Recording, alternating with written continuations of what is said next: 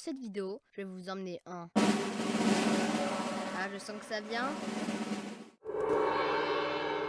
Et oui, encore en Algérie, et plus précisément dans la wilaya de Tipaza. Et aujourd'hui, je vous parle d'un endroit mystérieux qui conserve ses secrets, un tombeau gigantesque et pourtant dont on ne connaît pas grand-chose. On l'appelle tombeau de la chrétienne, mais il s'agit d'une erreur de traduction des historiens français. Les historiens arabes ont utilisé le terme roumi, qui signifie romain. Il est donc préférable de dire tombeau de la romaine.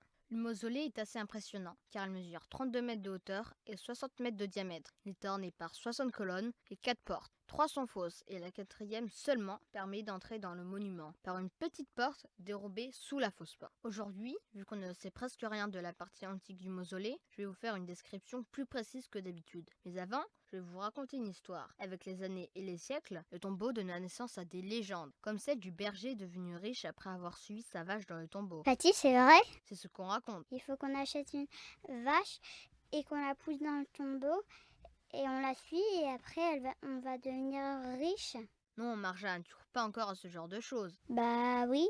Bon, revenons aux choses sérieuses. Les archéologues supposent que ce serait Juba II et Cléopâtre Sélénée, la fille de Cléopâtre, qui seraient enterrés ici. C'est Juba II, le romain qui n'est pas vraiment romain. Oui, c'est lui. Parce que ça aurait pu être Juba III.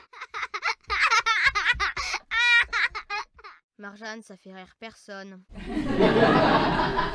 Ah si, et d'ailleurs, si vous ne savez pas qui est Juba II, cliquez sur le lien pour découvrir la vidéo dans laquelle je parle de lui. Et encore une chose, nous ne sommes pas sûrs que ce soit Juba II et Cléopâtre Sélénée qui sont enterrés ici, car elle est morte en 6 avant Jésus-Christ, mais des historiens pensent que le tombeau serait plus ancien. Il daterait peut-être de 33 avant Jésus-Christ, peut-être même de 105 avant Jésus-Christ, mais ce ne sont que des hypothèses. Je disais, ah oui, je voulais vous faire la description. Lorsqu'on y pénètre, nous devons passer par un chemin étroit et pas très haut. Puis nous atterrissons dans une salle. À notre droite, nous pouvons apercevoir une porte ornée par une gravure de 2 lions face à face. Puis lorsque nous la passons, nous accédons à un chemin circulaire. Et à la fin de ce chemin, il y a la chambre funéraire. Elle est assez petite si on la compare à la taille du tombeau. Voilà, c'est la fin de cette vidéo, mais pas tout à fait, car ce tombeau n'est pas le seul d'Algérie. Il y a d'autres mausolées de ce type, comme celui de Médrassen, qui date du 4e siècle avant Jésus-Christ. Maintenant, prenez un petit truc à manger comme moi et profitez du tombeau.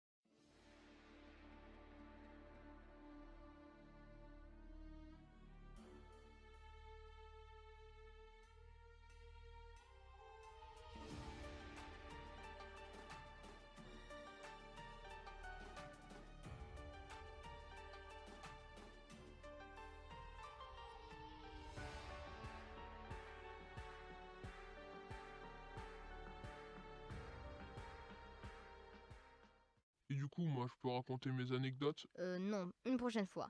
Mais j'ai quelque chose que tu peux dire. D'accord, sans vouloir être rabat-joie, abonnez-vous et partagez cette vidéo et laissez des commentaires si ça vous a plu.